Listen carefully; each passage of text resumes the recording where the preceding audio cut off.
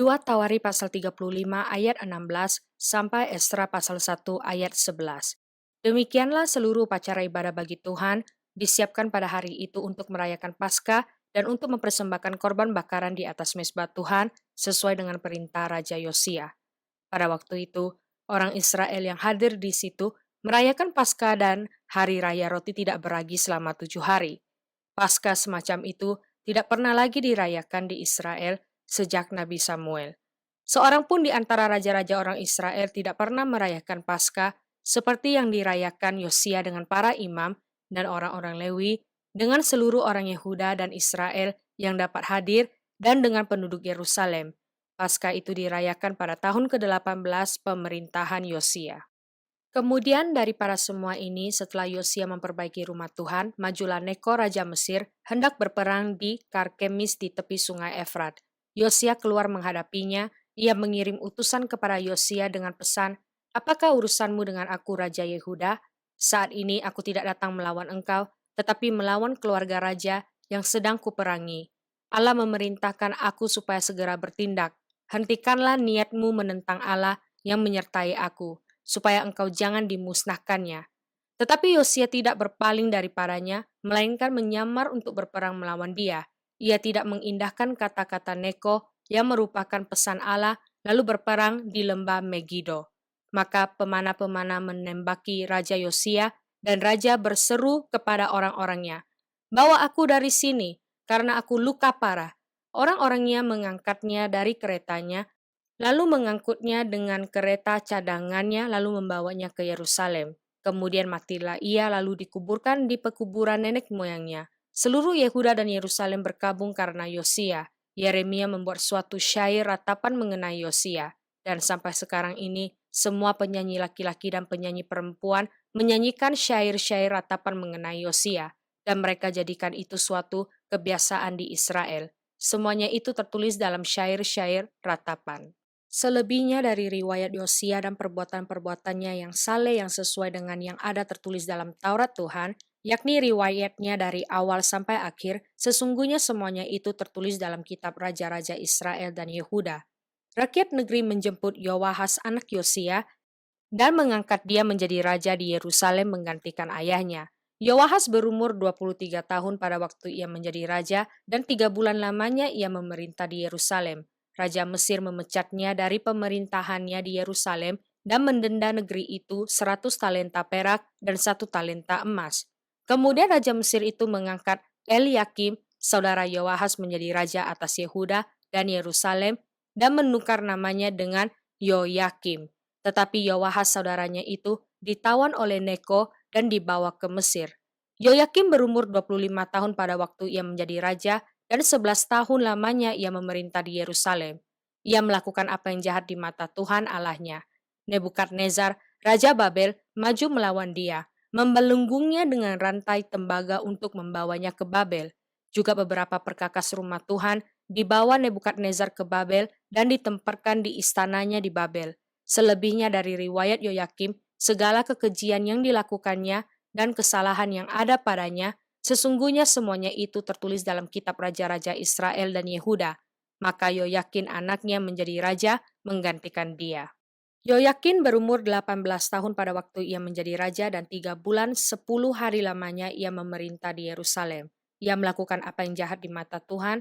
Pada pergantian tahun, Raja Nebukadnezar menyuruh membawa dia ke Babel beserta perkakas-perkakas yang indah-indah dari rumah Tuhan, dan Zedekia, saudara ayah Yoyakin, menjadi raja atas Yehuda dan Yerusalem. Zedekia berumur 21 tahun pada waktu ia menjadi raja, dan 11 tahun lamanya ia memerintah di Yerusalem. Ia melakukan apa yang jahat di mata Tuhan Allahnya, dan tidak merendahkan diri di hadapan Nabi Yeremia yang datang membawa pesan Tuhan. Lagi pula ia memberontak terhadap Raja Nebukadnezar yang telah menyuruhnya bersumpah demi Allah. Ia menegarkan tengkuknya dan mengeraskan hatinya dan tidak berbalik kepada Tuhan Allah Israel. Juga semua pemimpin di antara para imam dan rakyat berkali-kali berubah setia dengan mengikuti segala kekejian bangsa-bangsa lain. Rumah yang dikuduskan Tuhan di Yerusalem itu dinajiskan mereka. Namun Tuhan Allah nenek moyang mereka berulang-ulang mengirim pesan melalui utusan-utusannya, karena ia sayang kepada umatnya dan tempat kediamannya. Tetapi mereka mengolok-olok utusan-utusan Allah itu, menghina segala firman-Nya dan mengejek nabi-nabinya. Oleh sebab itu murka Tuhan bangkit terhadap umat-Nya sehingga tidak mungkin lagi pemulihan. Tuhan menggerakkan raja orang Kasdim melawan mereka. Raja itu membunuh teruna mereka dengan pedang dalam rumah kudus mereka dan tidak menyayangkan teruna atau gadis, orang tua atau orang ubanan, semua diserahkan Tuhan ke dalam tangannya. Seluruh perkakas rumah Allah yang besar dan yang kecil, serta harta benda dari rumah Tuhan, harta benda raja dan harta benda para panglimanya, semuanya dibawanya ke Babel. Mereka membakar rumah Allah, merobohkan tembok Yerusalem dan membakar segala puri dalam kota itu dengan api, sehingga musnahlah segala perabotannya yang indah-indah. Mereka yang masih tinggal dan yang luput dari pedang diangkutnya ke Babel, dan mereka menjadi budaknya dan budak anak-anaknya sampai kerajaan Persia berkuasa.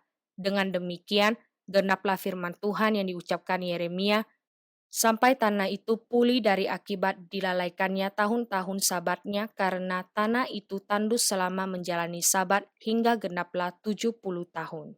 Pada tahun pertama zaman Koresh, Raja Negeri Persia, Tuhan menggerakkan hati Koresh, Raja Persia itu untuk menggenapkan firman yang diucapkan oleh Yeremia, sehingga disiarkan di seluruh kerajaan Koresh secara lisan dan tulisan pengumuman ini. Beginilah perintah Koresh, Raja Persia. Segala kerajaan di bumi telah dikaruniakan kepadaku oleh Tuhan, Allah semesta langit. Ia menugaskan aku untuk mendirikan rumah baginya di Yerusalem yang terletak di Yehuda. Siapa di antara kamu termasuk umatnya, Tuhan Allahnya menyertainya dan biarlah ia berangkat pulang. Pada tahun pertama zaman Koresh, Raja Negeri Persia, Tuhan menggerakkan hati Koresh, Raja Persia itu untuk menggenapkan firman yang diucapkan oleh Yeremia sehingga disiarkan di seluruh kerajaan Koresh secara lisan dan tulisan pengumuman ini. Beginilah perintah Koresh, Raja Persia. Segala kerajaan di bumi telah dikaruniakan kepadaku oleh Tuhan Allah semesta langit. Ia menugaskan aku untuk mendirikan rumah baginya di Yerusalem yang terletak di Yehuda. Siapa di antara kamu termasuk umatnya, Allahnya menyertainya. Biarlah ia berangkat pulang ke Yerusalem yang terletak di Yehuda dan mendirikan rumah Tuhan Allah Israel, yakni Allah yang diam di Yerusalem. Dan setiap orang yang tertinggal dimanapun ia ada sebagai pendatang, harus disokong oleh penduduk setempat dengan perak dan emas, harta benda dan ternak, di samping persembahan sukarela bagi rumah Allah yang ada di Yerusalem. Maka berkemaslah kepala-kepala kaum keluarga, orang Yehuda dan orang Benyamin, serta para imam dan orang-orang Lewi, yakni setiap orang yang hatinya digerakkan Allah untuk berangkat pulang dan mendirikan rumah Tuhan yang ada di Yerusalem. Dan segala orang di sekeliling mereka membantu mereka dengan barang-barang perak, dengan emas, harta benda dan ternak, dan dengan pemberian yang indah-indah, selain dari segala sesuatu yang dipersembahkan dengan sukarela. Pula Raja Koresh menyuruh mengeluarkan perlengkapan rumah Tuhan yang telah diangkut Nebukadnezar dari Yerusalem dan yang ditaruhnya di dalam kuil Allahnya. Koresh, Raja Persia itu menyuruh mengeluarkan semuanya itu di bawah pengawasan Midredad, bendahara raja yang menghitung seluruhnya bagi Sesbazar, pembesar di Yehuda. Inilah daftarnya: 30 bokor emas, 1000 bokor perak, 29 pisau, 30 piala emas, pula 410 piala perak, 1000 buah barang-barang lain. Barang-barang emas dan perak itu seluruhnya berjumlah 5.400. Semuanya itu dibawa oleh Sesbazar sewaktu orang-orang buangan itu dibawa pulang dari negeri Babel ke Yerusalem.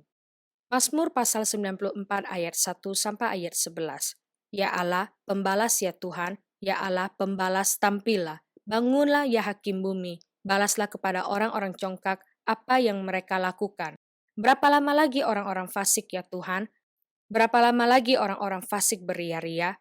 Mereka memuntahkan kata-kata yang kurang ajar dan semua orang yang melakukan kejahatan itu menyombong.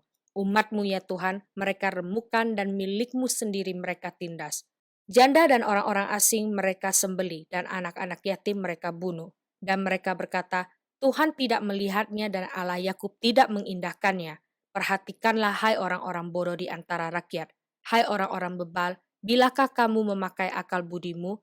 Dia yang menanamkan telinga, masakan tidak mendengar? Dia yang membentuk mata, masakan tidak memandang? Dia yang menghajar bangsa-bangsa, masakan tidak akan menghukum? Dia yang mengajarkan pengetahuan kepada manusia, Tuhan mengetahui rancangan-rancangan manusia, sesungguhnya semuanya sia-sia belaka. Amsal pasal 19 ayat 24 sampai ayat 25. Si pemalas mencelup tangannya ke dalam pinggan, tetapi tidak juga mengembalikannya ke mulut. Jikalau si pencemooh kau pukul, barulah orang yang tak berpengalaman menjadi bijak. Jikalau orang yang berpengertian ditegur, ia menjadi insaf. Roma pasal 3 ayat 9 sampai ayat 31. Jadi bagaimana? Adakah kita mempunyai kelebihan daripada orang lain? Sama sekali tidak, sebab di atas telah kita tuduh baik orang Yahudi maupun orang Yunani bahwa mereka semua ada di bawah kuasa dosa. Seperti ada tertulis, tidak ada yang benar, seorang pun tidak. Tidak ada seorang pun yang berakal budi, tidak ada seorang pun yang mencari Allah. Semua orang telah menyeleweng, mereka semua tidak berguna. Tidak ada yang berbuat baik, seorang pun tidak.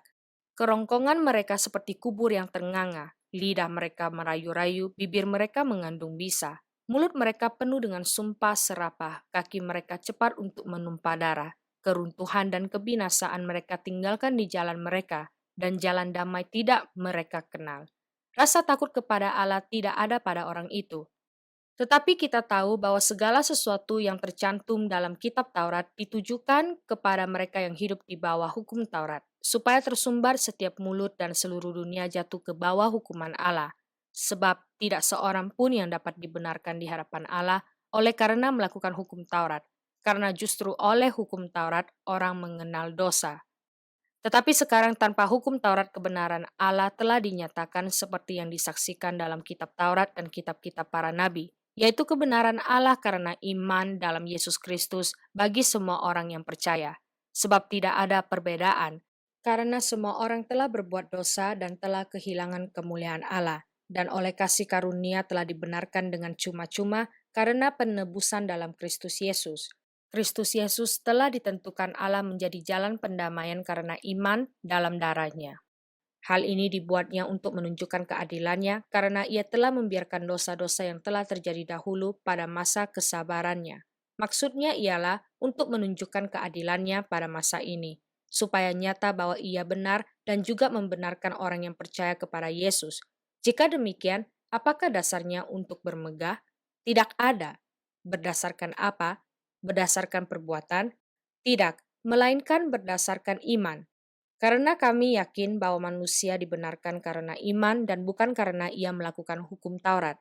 Atau adakah Allah hanya Allah orang Yahudi saja? Bukankah ia juga adalah Allah bangsa-bangsa lain?